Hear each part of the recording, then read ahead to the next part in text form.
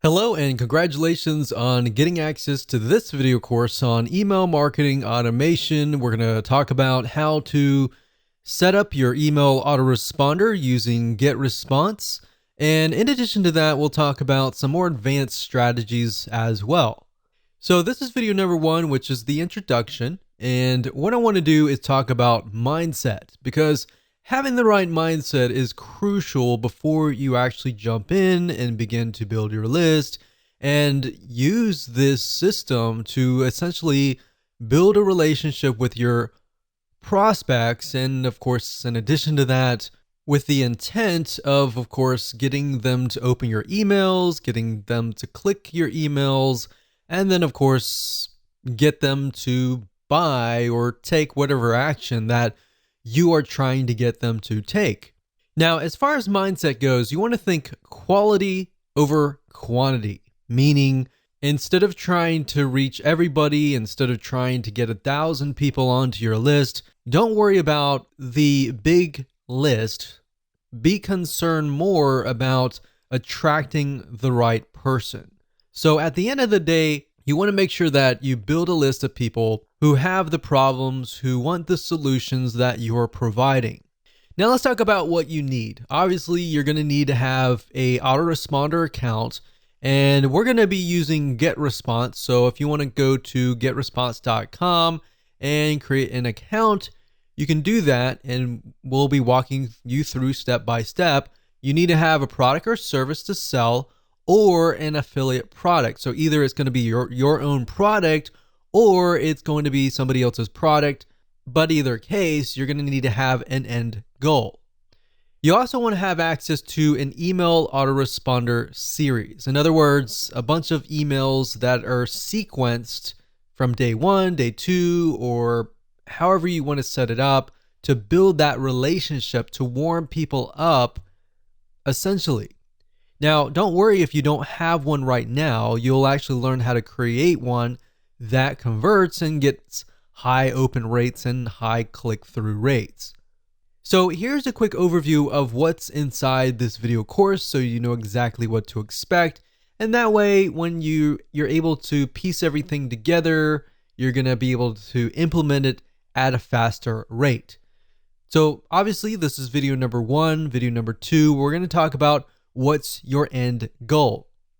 And the reason why this is important is because if you don't have an end goal, you don't know exactly what you're trying to achieve, then you're not going to be able to build the list correctly, right? Video number 3, we're going to talk about creating a connection, understanding the demographic of your prospect, who they are, what their typical day looks like, and that way you're going to be able to write an email series that connects with them, that builds that relationship, that makes them feel like, wow, you're talking directly to me, right? Video number 4, we're going to talk about the backward email funnel, meaning how to create a high converting email autoresponder series. Video number 5 is going to be a quick overview of GetResponse, meaning we're going to jump right in. I'm going to show you the dashboard. I'm going to show you around. And that way you get a better idea of what to expect before we actually use GetResponse. Video number 6, we're going to talk about creating a list. So we're going to jump straight in. I'm going to show you how to create a list. I'm going to show you how to set up an autoresponder series in video number 7. Video number 8, we're going to show you how to set up your emails inside of GetResponse. How do you set up day 1, day 2, or based on how you want to set up these series, how do you set those up so that, let's say you have a email autoresponder series of 12 emails. How do you set that up properly so that it is released based on the time that you choose? Video number 9, we'll talk about setting up WebForms. And video number 10, we'll talk about ListHygiene. Believe it or not, cleaning your list is very important. And if you don't do it frequently, what happens is over time, people's emails get outdated, they delete them, and then you're emailing an email box that is no longer existing. And what that can do for you is that will negatively impact you in the long haul. We'll talk more about that as a bonus, advanced strategy, and how you can essentially make sure that you constantly get a high open rate. So with that said, that's the end of video number 1, and we're going to move on to video number 2. Hello and welcome back. This is video number 2, and we're going to dive right in and talk about what's your end goal. So before we jump in and talk about the technical parts of how to set up your email autoresponder series, it's really important to understand your end goal. Like, how many different ways and different opportunities do you have to profit, right? So unless you really understand at least a little bit of your plan, then jumping in like everybody else to just build a list is not going to be productive at the end of the day, right? So that's why I am going to focus on these few videos on what is your end goal, how do you create a connection, and how to understand your demographics and who you're talking to. That is actually something that most people totally forget about, and they skip that. And when they skip that, you actually end up failing or not profiting as well as you should be at the end of the day. So what I want you to do is I'm going to ask you a bunch of questions, and at the end of this video, I want you to pause it, take your time to jot down the answers to these questions before you actually move on to video number 3. So I want you to ask yourself, are you selling a product or a service? Jot that down. If not, are you selling an affiliate product? Now, if you're selling a product, obviously you could sell an affiliate product in the long run or vice versa. You really just want to get an idea of what your end goal is now, and what your future end goals could look like is fine. And the reason why I ask you to write this down is because if you're selling your own product, you can do a few things like build a relationship, and there's a few more things that you could easily do, like brand yourself, provide more value, and there's a different way of doing it, basically. If you're selling an affiliate product, you could still build a brand, but you're selling somebody else's product, so you need to gear it in a certain way. So in other words, if you're selling a product or service, you need to clearly understand what are the problems that your prospect faces, right? And give them tips and pointers along the way, and build a relationship with them, gain their trust so that they're interested in your product or service. Now, if you're selling an affiliate product, on the other hand, then you may not be required to do all of that. Instead, you can provide a little bit of value and build that relationship up front. And then, of course, you can sell somebody else's product. So it's similar, but it's a little bit different slightly. But knowing your end goal is key. So if you're selling a product or service right now at this very moment, then write that down. If you're not, and you're selling an affiliate product right this moment, then jot that down. All right. The third question I want to ask you is, why are you trying to build this list? You might answer, well, of course, I'm trying to make money. I'm trying to build a list. I'm trying to print money. And that's everybody's goal, but I want specifics. I want you to write down, why are you trying to build this list? I want to make more sales for XYZ product. I want to help more people who are facing this particular problem. In fact, jot that down. I want to help more people who are in this very specific niche, in this very specific demographic. I want to help more people like me. Jot that down, because then you can use that later in your email autoresponder series. So beyond the intention of just making money, what is the real reason behind wanting to build a list? Or in other words, you could rephrase it as, what are you trying to achieve? So if you have somebody that you're passionate about helping, envision that person in front of you and think about, why are you trying to help them, right? What are they facing? And this kind of goes into video number 3, and we'll talk more about that. But if you think about, why are you trying to achieve them? What are you trying to achieve in this whole project of creating this list, or this journey of creating this list? What do you want people to feel like? Do you want people to feel like they trust you, you want people to laugh? Do you want people to feel sad, feel happy? What do you want them to feel like as you're building that relationship? Now, you might ask, why would I want somebody to feel sad? Well, if you're trying to gradually build up to that point of trying to sell them, you want to focus on their pain. Not necessarily your goal is to make them sad, but your goal is to find their pain and to show them that you understand their pain. You understand where they're coming from, right? And from that point, how do you heal them? How do you help them? How do you solve their pain? All right. So that's what you want to do, and jot that down. So what I'm trying to get at is there should be a very specific reason why you are building a list. Building a list just because you're told that it's a great way to print money is not the best reason. In fact, money should come last. Helping people should come first.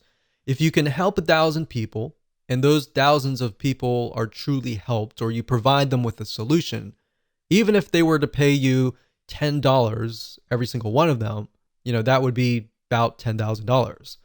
Now, that doesn't mean that 1,000 people will sign up on your list and all 1,000 people are going to buy from you. My point is, what is that passion? What is that drive that comes first before the money? Because if you focus on that and you focus on helping people solve their problems, believe it or not, you're actually going to build a more successful business compared to the other guy who is just focused on building a big list for the sake of money. Hopefully that makes sense. So these are all very important questions, and you should pause this video right now and write down the answers to them before you move on to the next video, which is video number 3. Okay, so welcome back. This is video number 3, and we're going to dive straight in, and we're going to talk about creating a connection. So you kind of got a sneak peek preview of a little bit about trying to create a connection in the previous video. But before we write out your email autoresponder and of course jump into the technical setup, you really need to understand people's problems, what they face, and what the solutions are. So what I'm going to do in this particular video is to help you figure that out and help you solidify what that really looks like.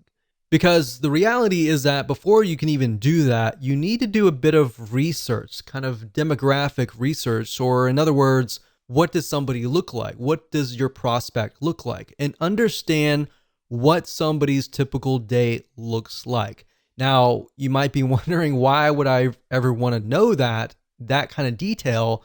That's actually very crucial, because if you understand what happens in their day-to-day, you will understand their frustrations.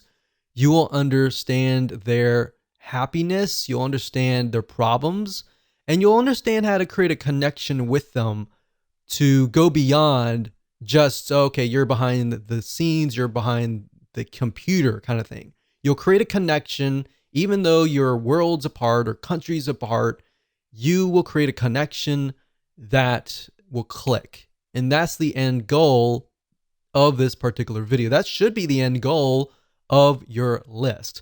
So my question to you is, does your prospect within your niche lean heavily towards male or towards female? Or does it equally move towards both male and female? So in other words, in order for it to lean just towards female, is if, let's say for example, that niche is 90% female, or even 95% female, or even 75%. But even 75%, you're kind of moving towards that 50% so that it's both male and female. But if it's heavily towards males or heavily towards females, 80% above or 90% or above, then you want to jot that down.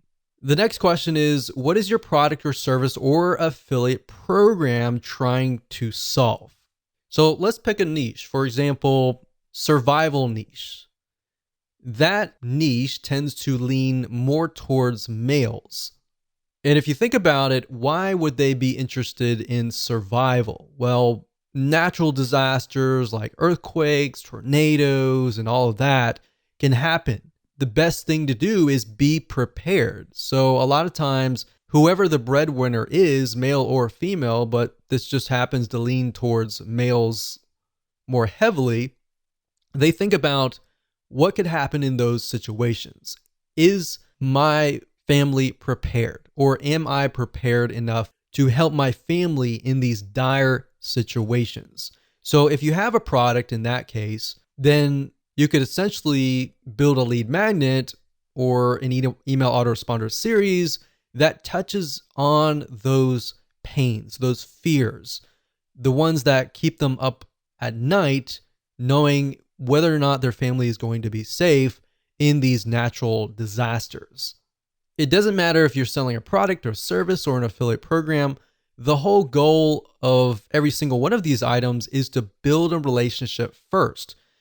Then you can sell your product, then you can sell your service, and then of course, then you can sell your affiliate program. So oftentimes you'll find that the best converting email autoresponder series, they tend to build a relationship first rather than selling first. A lot of times if you sell first, you'll actually scare people off or piss people off, and they'll simply go to your competitor. So if you think about these things and what essentially keeps them up at night, jot that down right now. In fact, pause this video and jot that down so that you have a better understanding of what you could potentially talk about in your email autoresponder series.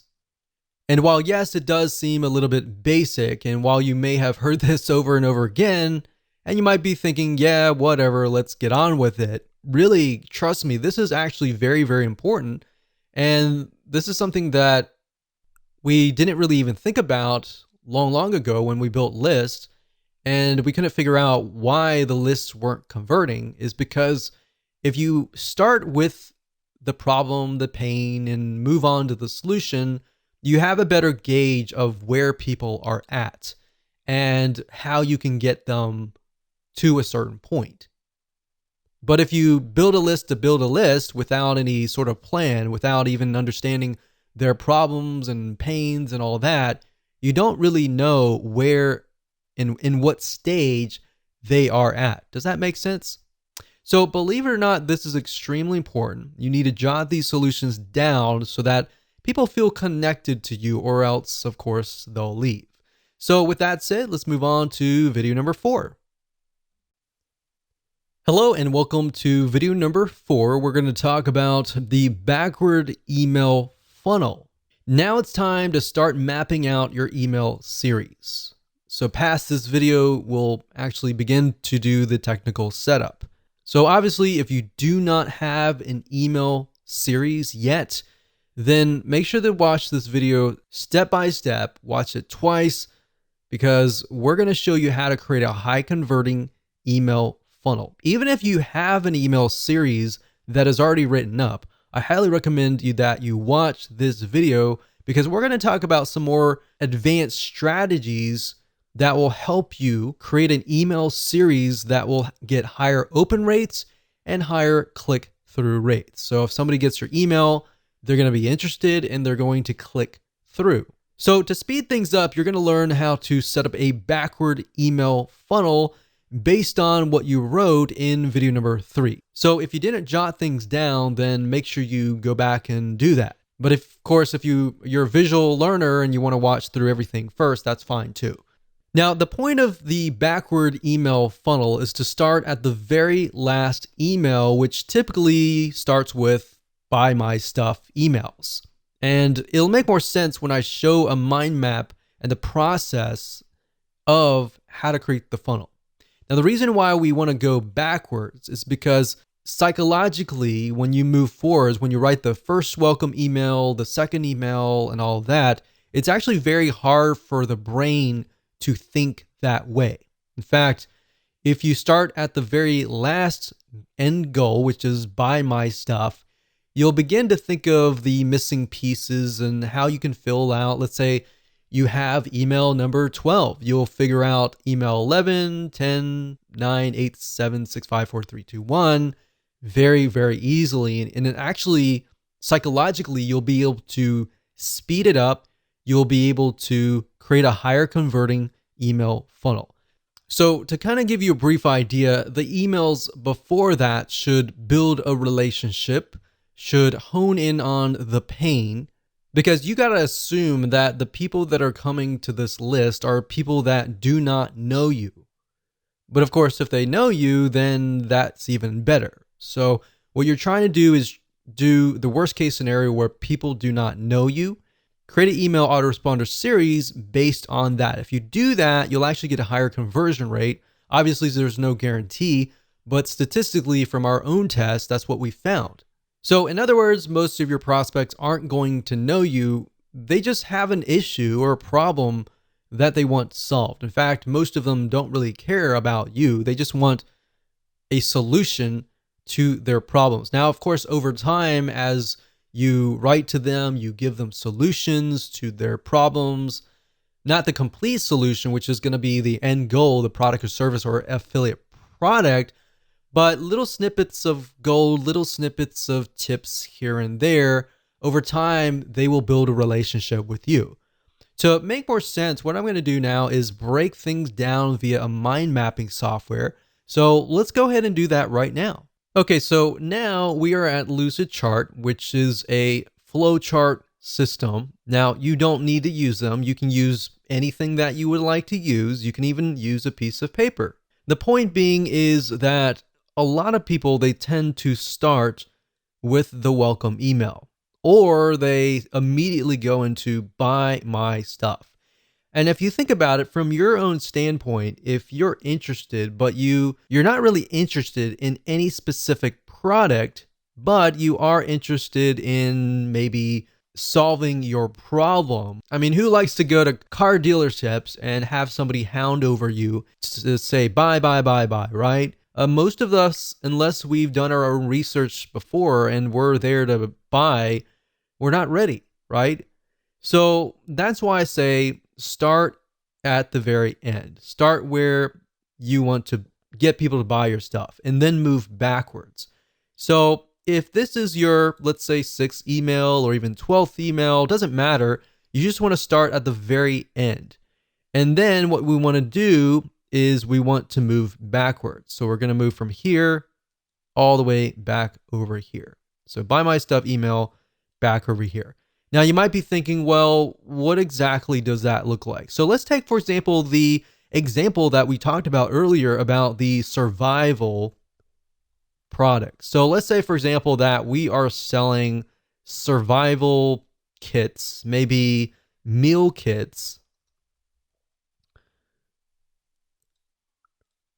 So what is related to meal kits? So if you think about it, when you have an earthquake or you have a tornado and all the power grid has essentially been disabled and you don't have access to a microwave or anything like that, then how do you survive? So what kind of content could you essentially provide?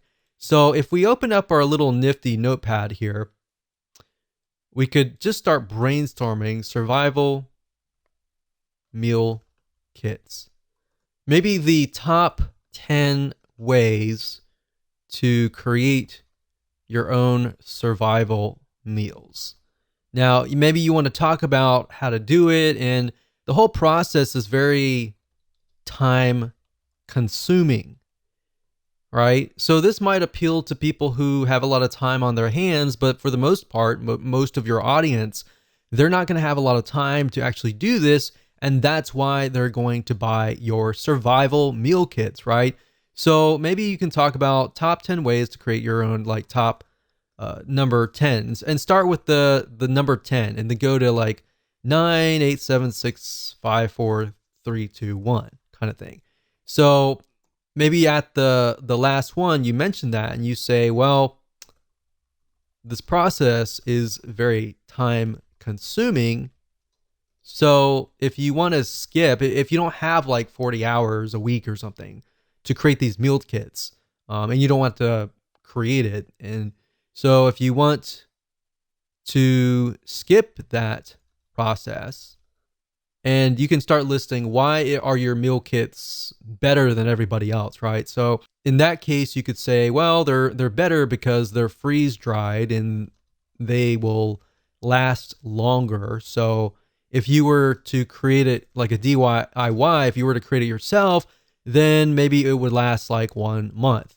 But if you come with us, then ours will last like 12 months. So if you're out in the wilderness and you got 12 months, then these foods will last you about 12 months. I would start hitting on pain points, fears, power grid out. So not having power for more than a week. And that's happened. We've seen that in a lot of natural disasters where there's no power and there's literally no food in the grocery stores. And there's like chaos and everything like that. So the point is, how can you take these items here and then insert them into your top 10 ways? So when they sign up for top 10 ways to create your own survival meals, or even top 10 ways to survive in earthquake, then you start naming the top 10. So number 10, it can be, something. Number 9 can be something. And number 1, or you could do like top 5 ways, and then email them 5 emails. And by the 5th email, you've provided so much value that they are going to trust you. And then you can have the survival email kit. So then you can have the buy my stuff emails. So by working backwards, then we can say, okay, this can be top number 1. And then this can be 2, 3, 4, and 5. So we can work that in here. 2, 3, 4. So let's just do 4 just because the screen's so big enough. So top 4 reasons. Now I will say one thing that we've tested out is top 4 and 5 tend to work better. Anything beyond that tends to be a little bit more overwhelming unless you can fit that into other emails. So we found that actually the top 4 ways actually does really well. Top 4 or 5. So by this point, they're definitely going to want to stay to the number 1 way, right? So if you start with number 1 here and move backwards, that's fine if they're all equivalent, but if the biggest and the best way is number 1 here, leave the best for last, and that way they'll actually click through, right? So that's why I say start at this point. Now, if you wanted, you could do that as well, but if you start from this point, you begin to ask yourself, okay, what makes my product different than if you were to do it the manual way? So let's say, for example, that you were selling a piece of software, all right? Same concept. So if we were selling software, for example, a lot of times with software, you want to show the manual process, meaning the time-consuming process. In fact, if you notice, a lot of software companies nowadays are coming out with a lot of free training, free academy training type deals, because what they want to do is they want to show you how to do it for free. But then you realize, I don't want to do all this. I don't have much time in the day. I would rather buy a piece of software and speed the process up. But in order to get you to that point, they need to show you the value, right? In order to that, you need to see the value. So in that light, you could show the manual process. So let's show you a different scenario here. So let's move this down. So this is a totally different scenario here. So let's say, for example, you're selling a piece of software. So you could say, instead of saying top 4, 3, 2, 1, you could talk about the manual process. So this could be in the form of a blueprint, a secret plan, step-by-step plan, a video course. And then you talk about it every single email. Maybe you send them to a 5-minute video, which, by the way, if you do videos, make sure that your videos are short and sweet, especially if they are kind of lead magnet type videos. It's fine if it's a video course that they just purchased, like this one right here, But keep in mind that they have a short attention span. So if you do this, maybe the first thing would be, if this is a blueprint, what I would do is I would do a PDF, like a PDF blueprint. And then you say, in the next coming days or weeks, I'm going to show you step by step how to set things up. So we'll say step 1, step 2, and then step 3. So what you're doing here is you're showing that they need all of these emails in order to create a complete system. If you give everything up front at the first email, they're not going to have a reason to stay, right? So you want to make sure that you have it so that this is a complete system. So if they unsubscribe here, it's going to feel incomplete. Now, if you think closely about a movie, for example, a lot of times our brains don't like incomplete. So if you were to watch a movie and you saw even half of it, in your brain, usually you will think, I want to see the whole thing, right? If I only saw half, I want to see the whole thing. That's why our brains do not like complete. So that's what I'm showing you here. Now, in practical sense, what does that look like? Now, if you start out, welcome to, let's say, survival meal kits. So the first email will be a welcome email. Now, you want to make sure that you connect the emails. So at the end of the first email, and you talk about the top 4 reason or whatever that looks like, then you want to connect that somehow to the top number 3 in that first email. So you want to say something like, P.S.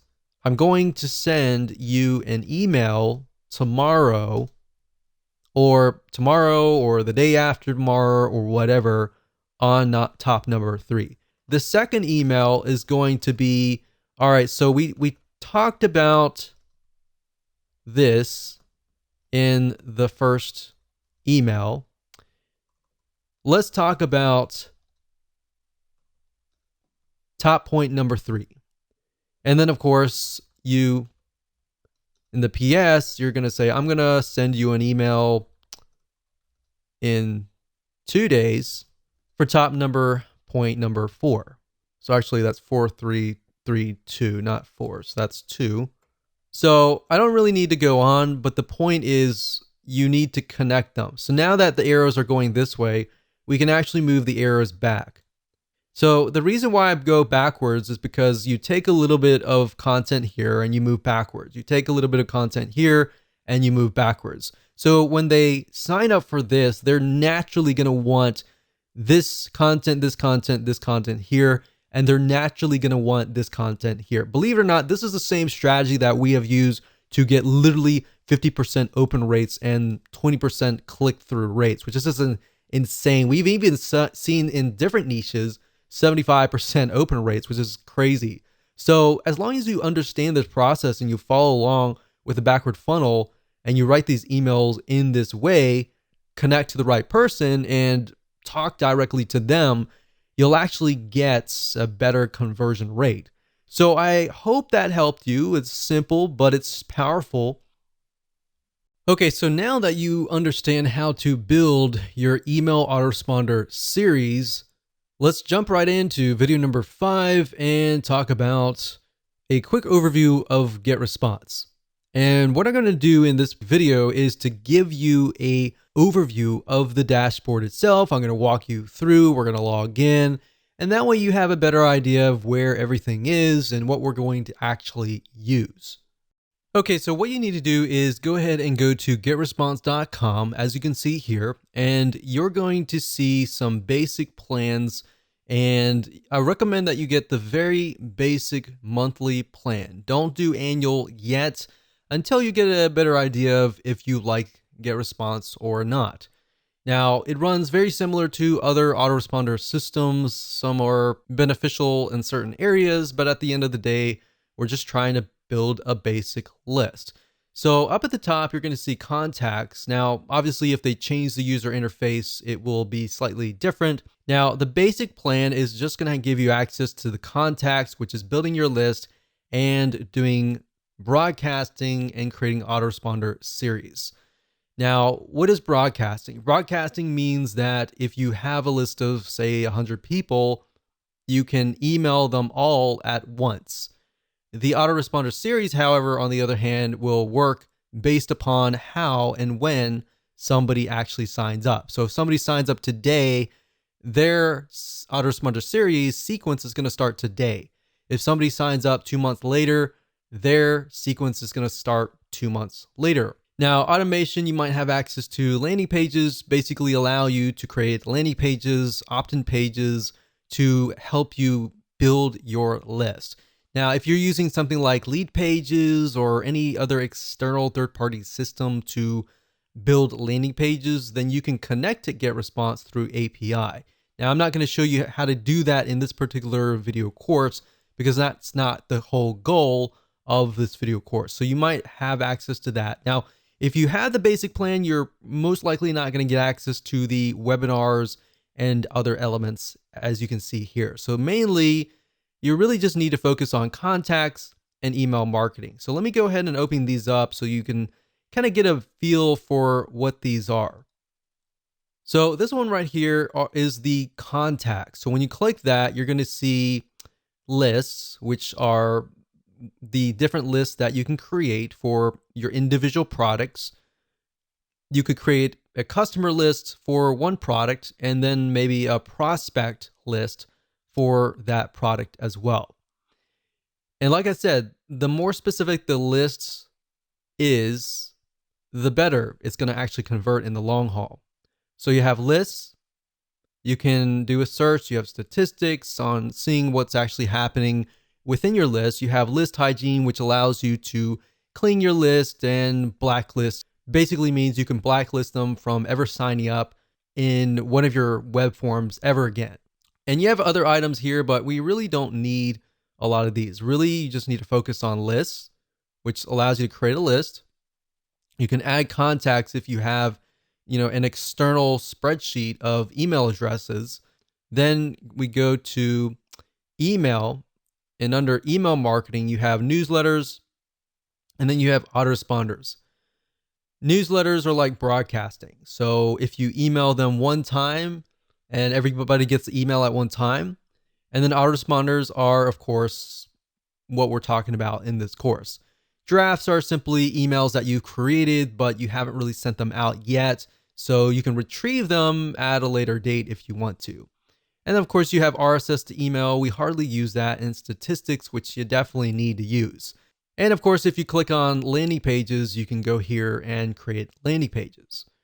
Now, the items that we're really going to focus on are mainly, like I said, creating a list, like here, and then creating an autoresponder series right here.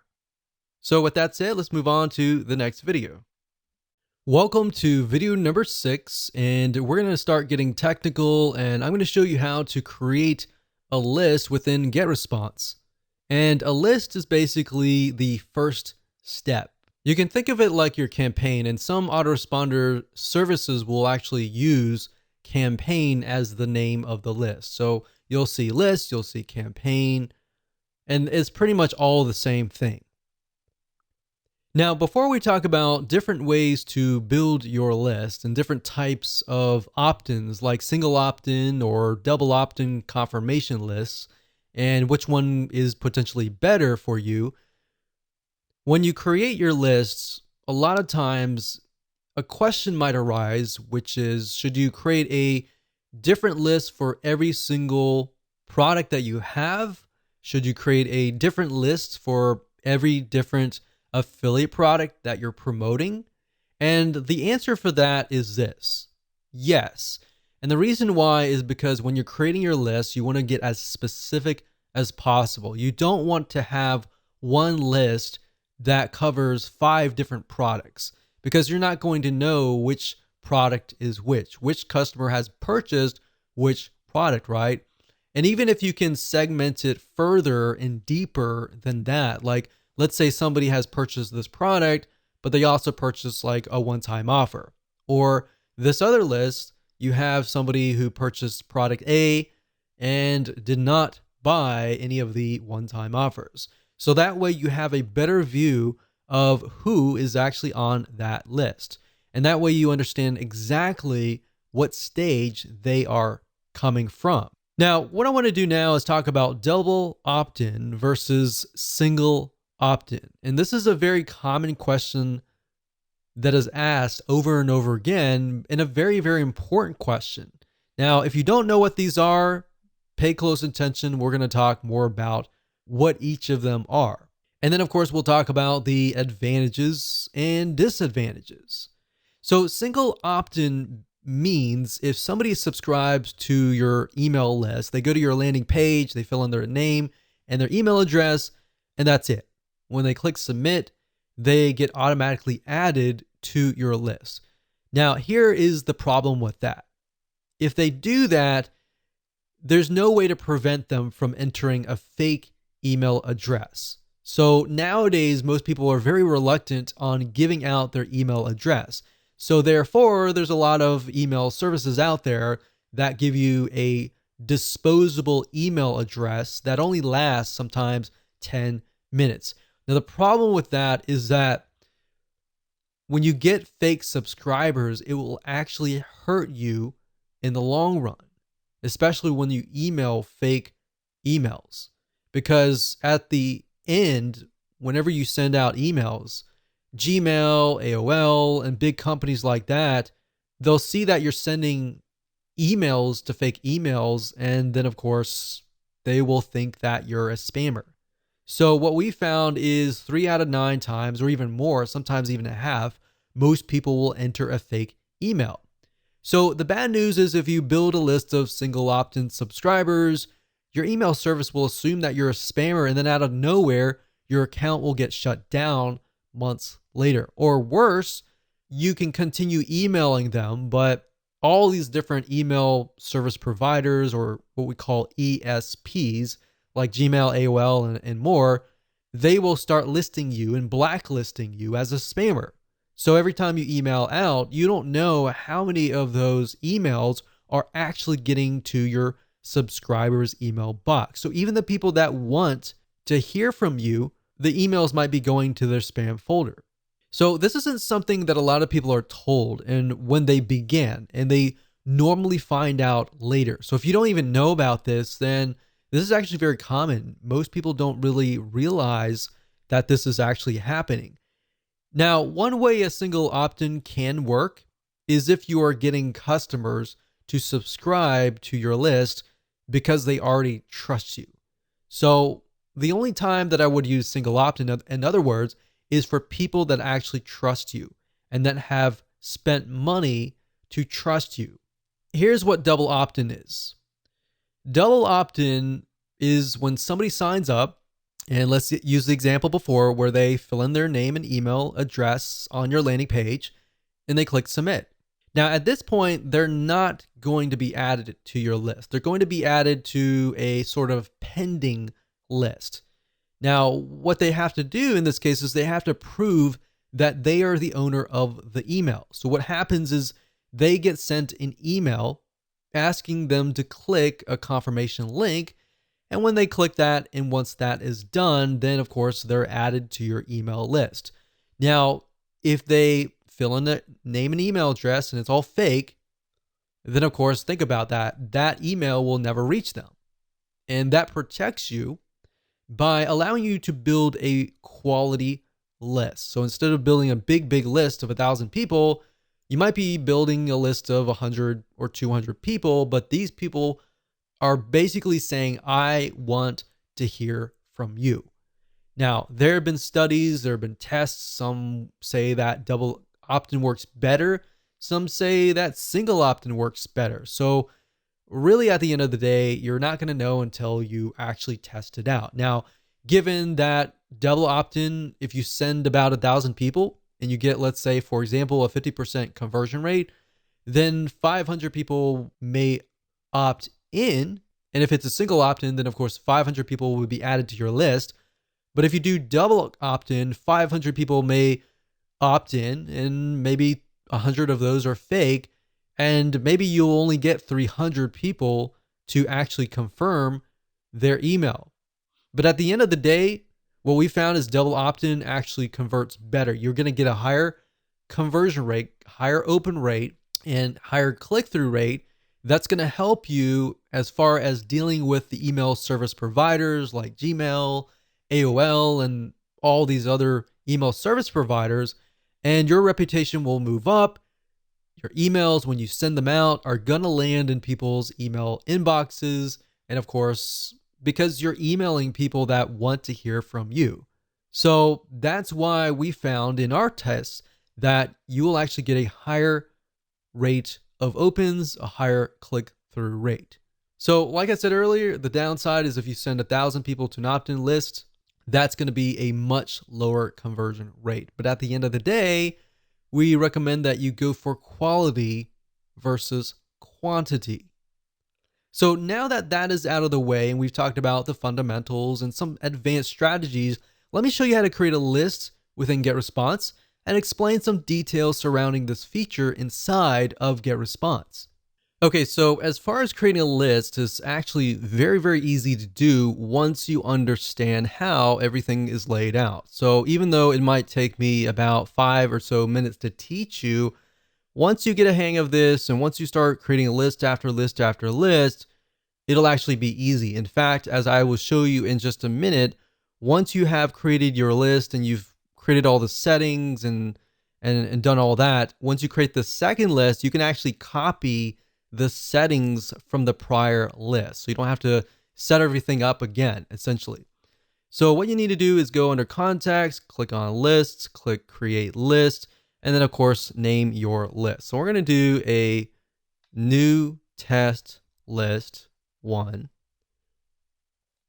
And of course, you can click Copy Existing List Settings. So if you've already created a list before, you can select that. You can select the list that you want. So you could select whatever list that relates to that particular product and then set that and click Create.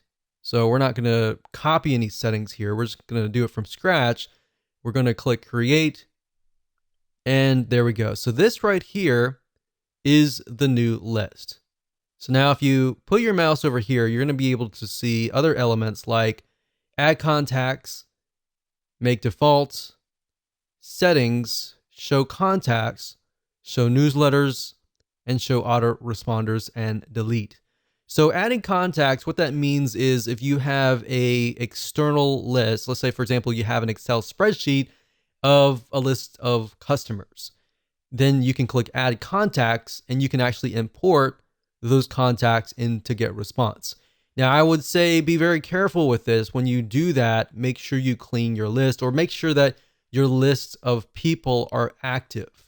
Now, the reason why we don't really do this a lot is because when you're just starting out with GetResponse, you're building a reputation, or GetResponse could be ConvertKit, could be any other autoresponder series. You're building a reputation, and the best way to build a reputation is to start from scratch and build a list from scratch and build a double opt-in confirmation list, because then you will get less people who are spammers, fake emails, and all of that. You get people basically who really want to be on your list. Now, make default, all that means is that when you email out, it's going to come from this list. So we don't really want that. Now, click on settings here. And settings allows you to see the name, of course. Now, keep in mind that when you use something like Lead Pages or any other landing page creator and you connect to the GetResponse API, what's going to happen is you're going to see the list name. So when you connect to GetResponse and you refresh the details and you connect Lead Pages, for example, to GetResponse, you're going to see the list name. So you want to make sure that you choose a name that is something that you will remember and that is clear to you. So you want to try to create a naming convention, essentially, because you're not going to see the list title or description or any of that. So what you could do in GetResponse, however, is create a list title and description so that if you ever forget what the list name is, then you can always refer back here and figure that out. Now, the next thing is you can choose the category, as you can see here, and of course the language. Now, right below that is going to show the postal address, which is very important. And this address is going to show on all of your emails. So anytime you send out a newsletter broadcast, which is to everybody, or an autoresponder series, they're going to see your mailing address at the very bottom. So if you want to, for example, rent a UPS mailbox or a post box and put that there instead of putting your own private mailing address, that would be highly recommended for you to do. Now, of course, this just allows you to customize the list. You can add your logo and all of that. Now, if we click on subscription up at the top here, you can see that this option will allow you to receive subscription notifications. So basically, every time somebody signs up on your list, you will receive a notification. Now, this is nice to have in the beginning when you're starting out. So it's kind of like a little motivator. But as time goes on and you start building lists of thousands and thousands of people, you most likely want to select this off.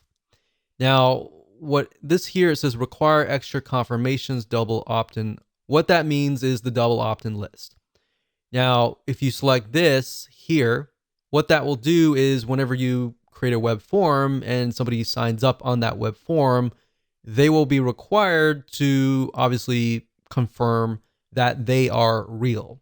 So we highly recommend that you do that. Now, API subscriptions, what that means is that if you're using a third-party system like Lead Pages and you're connecting through API and somebody signs up through there, unless you select this, it won't be double opt-in. If you deselect this, then it'll be single opt-in. So that's the main differences between these two. Now it says preview pages your contacts will see. So this is very standard. Once you understand this, this will be standard throughout other systems. But the confirmation page is a page your contacts see after they confirm sign up. All right.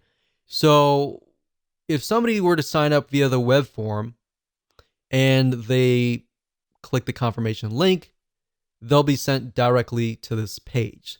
And then, of course, the unsubscribe page is the page whenever they click the unsubscribe link. So unsubscribe success page basically means the page your contacts see after they unsubscribe. And of course, newsletter directory, your newsletter archive page. We don't really use that unless you want to show people all of your archives.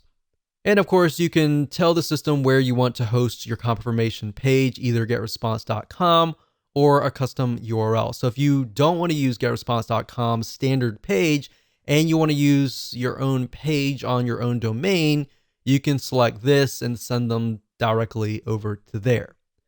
And of course, you got the confirmation message, and you can say, I want this message to be in HTML format or plain text.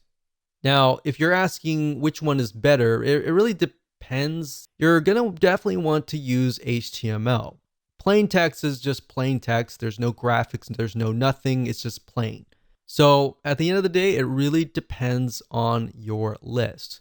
And of course, you can change the confirmation message, which is the message that they'll receive saying, okay, we received a notification that you signed up on this list. Are you serious about this? Or was that actually you?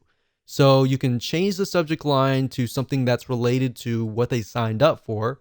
And then the from address is, of course, your email from. And if they want to reply to, you can send them to the same address or a different address. And of course, when you're done, you can click Save Confirmation Message. Now, if we go back over to here and go under the new test list 1 and put my mouse over here. So we went to settings and show contacts. All that does is just shows your contacts. So obviously, if you just created a new list, you're not going to have any contacts. If you do have some contacts, you'll be able to see that information there. Show newsletters basically allows you to do broadcasts. So if you click this, you can do that. And of course, show autoresponders will allow you to create an autoresponder, which we'll dive in further in the next video. Hello and welcome back. This is video number 7, and we're going to dive right in and talk about setting up your autoresponder series. So once you create a list, you need to set up an autoresponder within GetResponse. Now, understanding how an autoresponder works is actually more important than understanding the technical parts. The technical is actually very easy. Understanding how an autoresponder works is crucial, because then it doesn't matter if you're using GetResponse or any other service. This can actually cross different platforms. as long as you understand the concepts. Now, an autoresponder allows you to choose when you email your subscribers, the time zone, all of that. Now, a very common question that we have seen is, when should you email your subscribers? Or even how many times should you email your list? And while I can't give you an exact answer, I can say that it really depends on your audience. If you've done the proper demographic research and you understand somebody's typical day and all of that, then understanding when is the best time to email them is actually quite easy. Now, the beauty of GetResponse is that you can set it up to email them following the same time that they signed up, meaning you can catch them at the best time that they signed up. So let's say, for example, that one of your subscribers signed up on Wednesday at 3 p.m. What GetResponse will do is it'll actually detect that, and you could set that within your email autoresponder system and say, okay, email them every day at 3 p.m. or every week on Wednesday, 3 p.m. Now, you don't have to do that. You can actually set it up differently. You can set it up so that they receive an email every day, every other day, or once a day, and then you skip 2 days, and then you go 3 days. Or you can even set it up so that you only email them during Monday through Friday, and you skip Sunday and Saturday. Now, the only time that you would want to do that is, let's say, for example, that you're a local business or you know that your audience is not going to be available during Saturday and Sunday.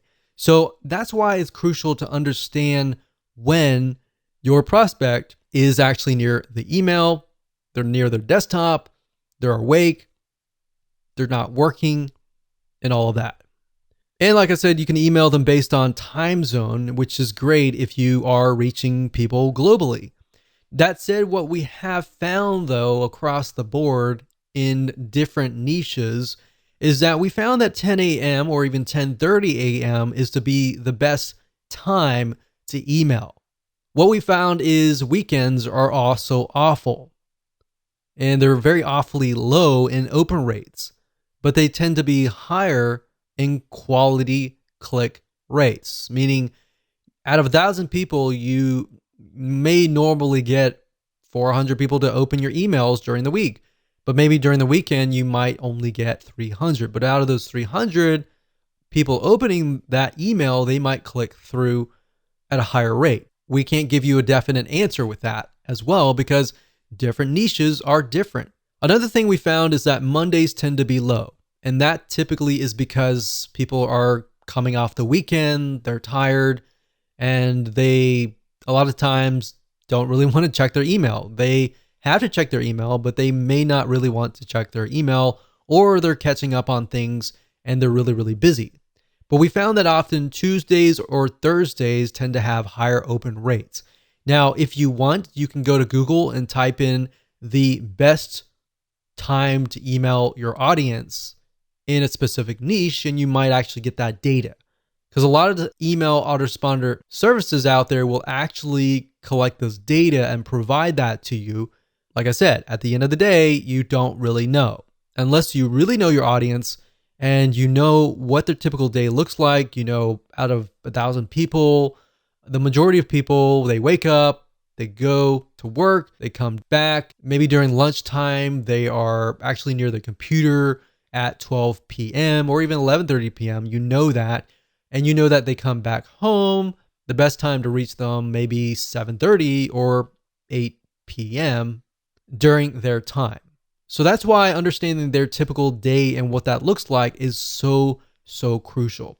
So now that I've covered some basics here, let's jump right in, go to GetResponse, and I'm going to show you how to set up an autoresponder series using the GetResponse system. So there are two different ways to create an autoresponder series. You can either go under email marketing and straight to autoresponders, or you can go the roundabout way if you're at the contact list section and go under contact list, go where we showed you earlier and select show autoresponders. But if you select that, you're essentially going to be sent over here. So it's just easier to go here. But I wanted to show you that just in case and you have a better idea on how to navigate GetResponse. So now that we're here, we can click Create New, and we're going to create a new autoresponder. So this was the new tests list 1. And we could call this like survival meal. So this is obviously for you and you alone. Now on the list, we have to connect the autoresponder to the list. So we have to select this and then find the list, which is the new list 1. So we're going to click this. And as you can see here, I went ahead and selected that. So you need to connect that too, otherwise it's not going to work. Now, right here, this tells you when do you want the first message to be received. So after they confirm that they are indeed real and genuine, then the next thing is when do you want them to receive the email? Now, it's my recommendation that you immediately send them an email. So I would put day 0. And while that doesn't really make sense because it should be day 1, that's how most autoresponders are set up. So day 0 really means 1, immediately.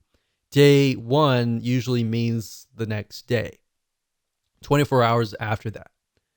So that's that. You can send the message immediately with delay of. So if you select that, you could say, well, I want them to receive it maybe a couple hours later. So the way and the reason why you would need to do that is, let's say, for example, that you're a consultant and you get people signing up on your forms and you say to them like, okay, if once you sign up, we'll look through your details, and if you're legit, we'll start sending you emails, kind of deal.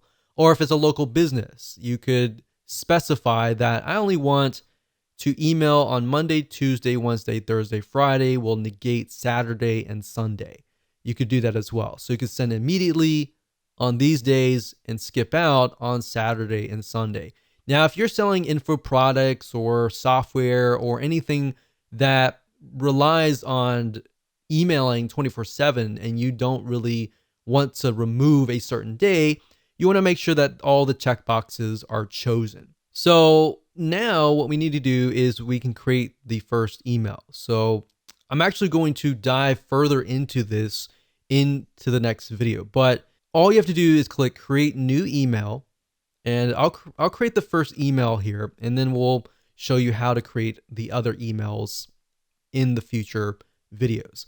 But the message name is the name that will appear in the list of your messages. It's not going to be seen from your subscriber's point of view, but it's just there so that you know what that email is.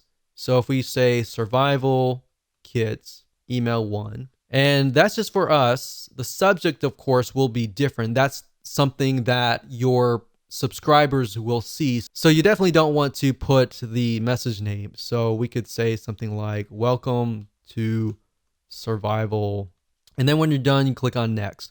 Now, I don't want to cover too much because we're going to actually show you that in the next video. Hello and welcome to video number 8. And in this video, we're going to talk about setting up your emails. So now that you understand how autoresponder systems work and how to set them up, it's time to set up your emails so that we can fill in the autoresponder series and then connect them to your email list. And we'll make sure that you understand everything from start to finish. So let's jump right in. Okay, so I'm starting off where I left off in the previous video. Of course, message name, like I said earlier, is the name for you and you alone. Your subscribers are not going to see this. And of course, subject line is going to be the title or whatever shows up in the person's email box before they click. So you definitely want to make sure that they know that this is coming from you. So if they signed up for, let's say, survival meal kits, then you need to do that. Or if they signed up for the top 5 ways to make meal kits. So you could say, here's your top 5 survival. So you want to make it short and sweet, but to the point. And if you can think of less words to fit what you're trying to do, that's actually even better. So once you're done, you can actually personalize this as well. So we can say first name, here's your top 5 survival guide. And you can add symbols as well. One thing that we've tested and we found that works really well is emojis or symbols, like so. A lot of emails, you'll notice they don't have a lot of emojis or symbols. So if you can add them, that will actually get people's attention. Now, you don't want to do it too much and overdo it, but that's there if you need it. And then we'll click on next step. Now, it's at this point you can decide what you want to do next. You can either choose pre-designed templates and make it pretty, or you can simply go straight to plain text, which basically means there is not really going to be any graphics or anything. It's just going to be plain with links, or you could do HTML editor. So it's really up to you. If you're just starting out, I would highly recommend that you choose one of these templates because they look really nice. And unfortunately, people do judge you by what they receive. Now, it really depends on your audience. If they really just want the content and they want the report. Now, keep in mind that if you are trying to track if somebody actually opened the email or not, you definitely need to use the HTML code editor. The plain text editor doesn't really track that information, but what it does track is if somebody clicks on your link. Because what happens with the HTML code, they'll insert like an image, and if somebody opens like their email on their phone, it'll load that image and it'll trigger the stats to let you know that, oh, this person actually opened their emails. So that's just something to think about when you get started, because if you only do plain text emails and you do a search on how many people actually opened your email and read it, the data is not really going to be there. All right. So that's why that is important. So let's say, for example, that we're going to go through here. So we got creative agencies, arts, education, financial services, online marketing. So since we're dealing with food in this case, we could select something like this. Now, one thing that I have noticed with a lot of email service providers is that if you insert way too many images, that can actually impact you negatively. Because if you think about a lot of spam email, they tend to contain a lot of images and very few words. So you definitely want to keep a balance of words and images. And you also want to think about, is this going to look right in somebody's email inbox if they're using a mobile device or if they're using a Mac? And there's many different types of resolutions: PC, Macs, mobile devices, tablets, and all of that. So selecting a template is actually very easy. You just point and click and you can get it done. For the sake of simplicity, I'm going to choose HTML code editor. Now, this might look a little bit daunting, but it really is not. If you click on Show WYSIWYG, WYSIWYG is what you see is what you get. And what that means is it's an editor, and what you see is literally what you get. And it's kind of like a Microsoft Word processor. You could say, hey, and you personalize this, so you can do first name. Now, this is only going to work if you are actually accepting their first name and last name on your form. If you're only accepting their email address and you put this here, it'll actually say, hey, friend, or even hey, NA. And you don't want that, the NA part. So if you're not doing that, just say hey. But this personalize button here allows you to personalize your email. So you can do first name, last name, email. You can do country. You can do all sorts of different variables, phone number, and all that. And like I said, they're only going to work if you've collected that data, because if you haven't, it's not going to work. So a typical welcome email will say, hey, so-and-so, thank you for signing up. Here is the free report or software or ebook or checklist. Now, if you're following what we talked about earlier with just the emails, you can say, thank you for signing up. Here's the top number 1 or top number 4 way to create your own survival meal kit. So you can enter that information down below here, or you can include a link. So if you were to include a link, let's just use Google, for example. So http://www.google.com. So you could do that like that, and you can link it, or you can say, click here. You can highlight that, and then of course you see this little chain. The chain is a link. So if you think about chain link, that's where it came from. So we can copy that here. You can say open this in a new window. So if somebody clicks it, then it's going to open in a brand new window. If you don't have these elements, then what's going to happen is when they click the email, they are going to be forwarded directly to wherever you're sending them. So you can say, here's the top number way, click here, your name, and then you can say PS. By the way, tomorrow I'm going to send you the number 3 way to do blah, blah, blah. So like I'm saying, you don't really need to, obviously, survival meal kit, but you can use it for any niche. But as long as you connect it and tell them in advance, like, hey, there is something coming, then they're going to be excited about it and they're going to look for your email. A lot of times the reason why emails don't get opened up is because people are not looking for your email. They're just shocked and surprised. But if they're aware that it's coming, then they're more likely to be ready to open the emails. And that's why you get higher open rates because of that.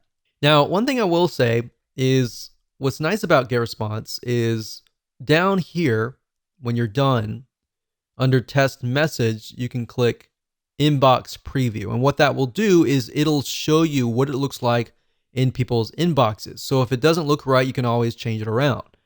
Now, the spam score allows you to see what your score might be. And in other words, how will your emails get to the inbox, or will it go through to the spam folder? Now, the nice thing about GetResponse is it tells you what you need to do. Now, this isn't really something that you can touch, but these here, HTML right here, there's no HTML tag. So because there's no HTML tag, I got a negative 0.6. So how do we bring that lower? Well, I'm going to show you. If you click on hide WYSIWYG, you're going to see HTML code. Now, don't make this scare you in any way. I'm going to show you how. So if we zoom in here, if we type in bracket, open bracket, close bracket, HTML, open bracket, close bracket, body, all right, and then we go to the very end, go to the very end here. So it's going to look like this. It's going to close, but instead of HTML and then body, it's going to be body and then HTML. So we type body, open bracket, close bracket, HTML. And then the thing that you need to do with the ending tag is a slash. The slash is saying, hey, this is ending, and there. So we've got HTML body, body HTML. You don't need to know what HTML is. You just need to follow that, add those tags to the before and after, and there you go. So as long as it's not like 4 out of 5 or 5 out of 5, you're good. And that's how to do it. So click next step. And then we look at the autoresponder, everything looks good, and we can click save and publish. And one thing you could do is up at the top here, when you click this here, you can select the list, which is new test list, and it's going to show you all the email autoresponders in here. So these are all the emails. So if you have a second email, we can add a new one and we can tell it when to send it. So as you can see here, this email is being sent and status is on. Send immediately any day of the week. So if we click on create new and we, let's say, for example, create a new email, and then we can name it. So we'll do survival email 2 and on day 1. So now if you want to do it every day, you can. So you create a new email and then a new email, and it's 0, 1, 2, 3, 4, 5, right? And then 6. But if you want it on, let's say, every other day, so we emailed out on the 0 day, we're going to skip the day 1, and day 2 is when we're going to email out. So it's going to be every other day. And the reason why you wouldn't want to do that is because you want to give people the ability to absorb the information. But if it's really short, straight to the point pieces of content, I wouldn't do every other day. I would just go ahead and start emailing them every single day. So I would do that, do the same process, create a new email, subject line, message name, do the same thing I showed you, and then you'll click save and publish and you're good to go. Now that you have set up your autoresponder system, you can set up your web forms. In other words, web forms are forms that allow you to collect people's emails and their names and get them onto your email list. Now, keep in mind that a lot of you may not need to do this, especially if you're using a landing page creation system like Lead Pages or something else that connects to GetResponse or your autoresponder system through API. If you're doing it that way, you're not going to really need to know how to do this.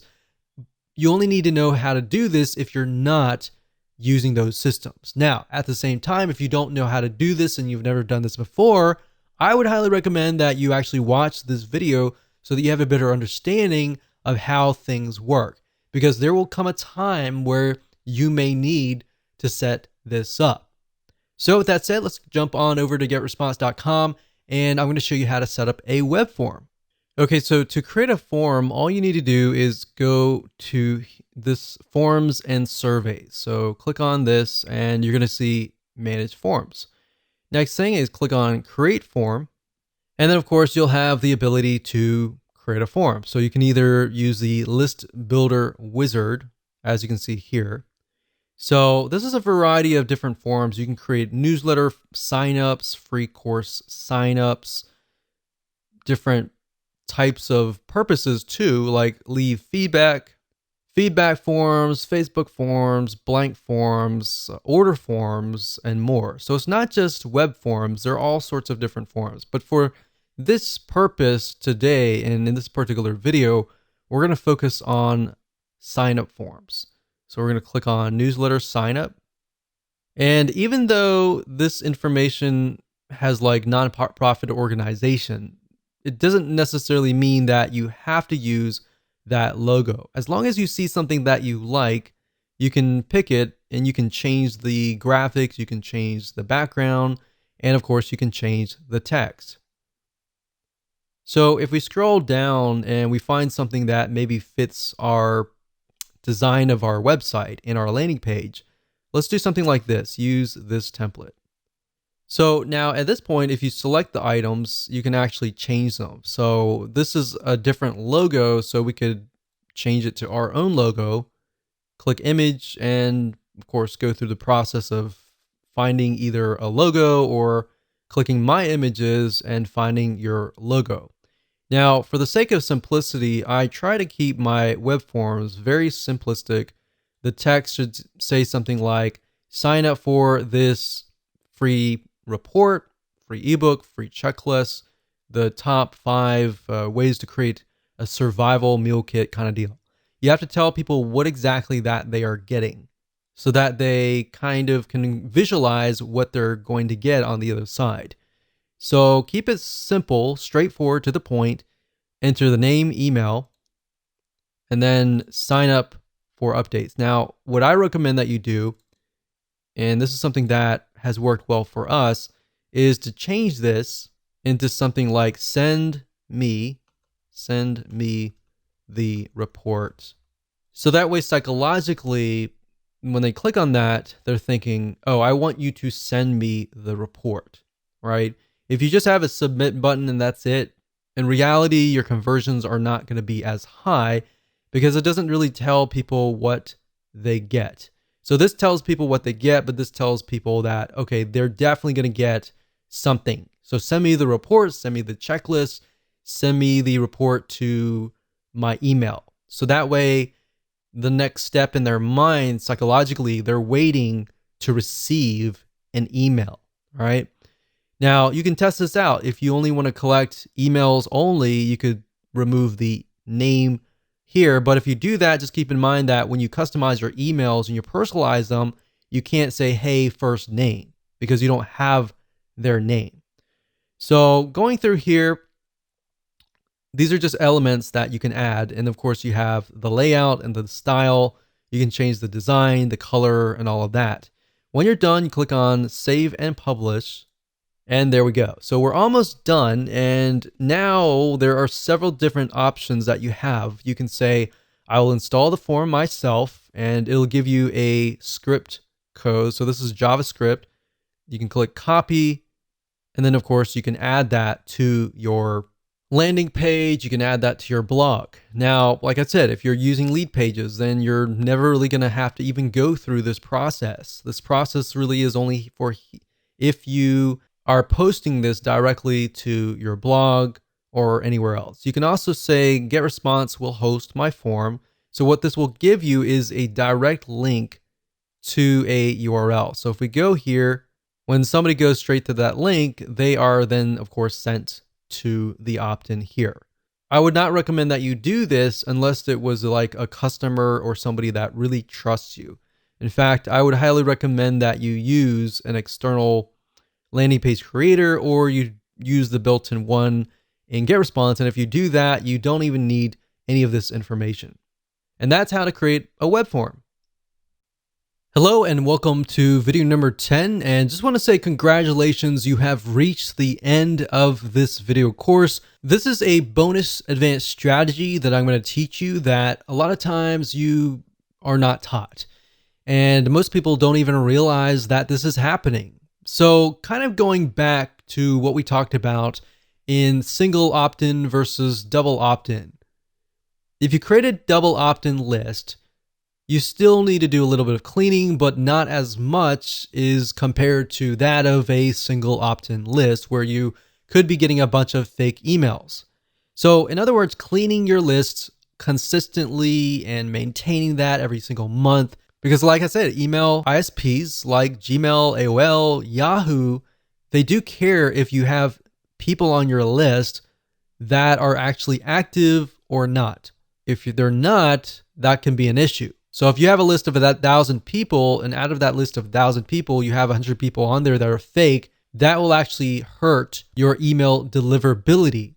So even if you have 900 people on there that are not fake, because the ESP or email service provider sees you as a spammer, they may not allow those 900 emails to even get to your legitimate subscribers, if that makes sense.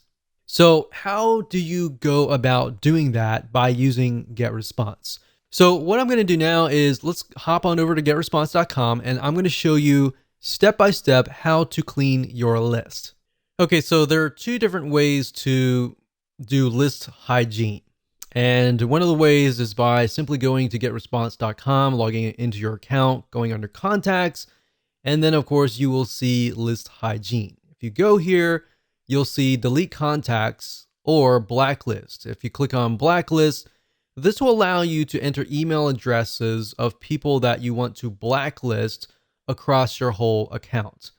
So to do that, what you can do is go to blacklist, click global blacklist for my account. And what that will do is it'll remove them totally from all of your lists, meaning anytime somebody tries to sign up again, they won't be able to sign up. Now, obviously, they could get around that by entering a fake email if you had single opt-in turned on, or they could use a fake email address even if you're using double opt-in as well. So this only protects you to a certain degree, and this works actually really well in a lot of non-technical niches, especially. But if you are in a more technical niche like marketing or business or computers or programming, then this here can help you to a degree, but only to a certain degree. And of course, blacklist for specific lists, which allows you to blacklist people for specific lists. But at the end of the day, we recommend doing the global blacklist compared to the specific lists. Now, another way of doing list hygiene and finding people that are maybe not active is by going to click search. Now, another way to do list hygiene is go to search and click on advanced search. And what we're trying to do here is find people that maybe who have never opened an email before or have never clicked a link before. Now, one thing to note here is that unless your emails are HTML emails or template-based emails, you're not going to be able to track whether or not they opened the email. So keep that in mind. Another thing is sometimes some devices won't actually load. If for example, Gmail, if you send an email to a Gmail account, a lot of times if you'll notice it says that the user has to click a link to allow Gmail to load an image. And if they don't click that and they open the email, then that's also hard to detect. So that just keep in mind that unless you have HTML email set up, that's one hard indication to go by. Now, one good indication to go by is if they actually click the link. So regardless of it's a plain text email or an HTML email, as long as they click the link, you can detect that. So what I would go by is people who do not click links. All right. What you can do here is you can do all selected lists, any autoresponder setting. So basically we're saying every single subscriber, and we're going to add a condition, and let's say contact actions. So message open. And like I said, it's hard to detect that. So let's say last click date. So if last click date is before a certain date, and we click apply, and we notice that we have about 100 people who have not clicked any links within the last, let's say, 6 months, then you probably want to delete them, because that means they're most likely inactive, and you're paying for inactive people. I know psychologically you might be thinking, well, I want to keep that list. What if that list were to come back? You put them into a segment, you email that list, and you say, hey, I noticed that you haven't clicked any links.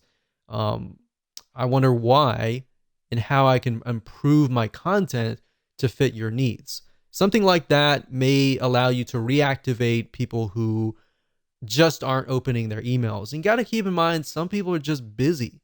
So you can do that, but you can do the opposite. And let's say you send that out, nothing happens, and you might get a few people clicking.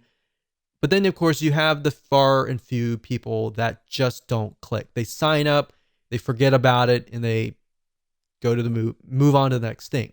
So for those people, you can say contact actions last click date is before, let's say, 6 months out. So we click apply. And then now what we do is we see there's a certain amount of contacts down here that will be able to see how many people are not clicking the links.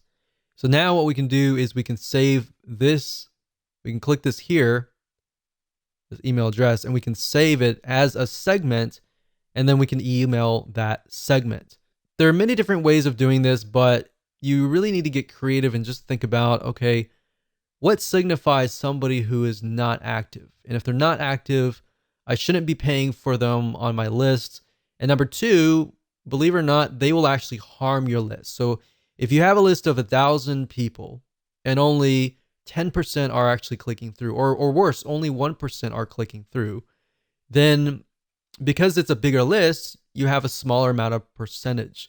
And as you're emailing out, the email service provider will analyze how many people are actually clicking your links.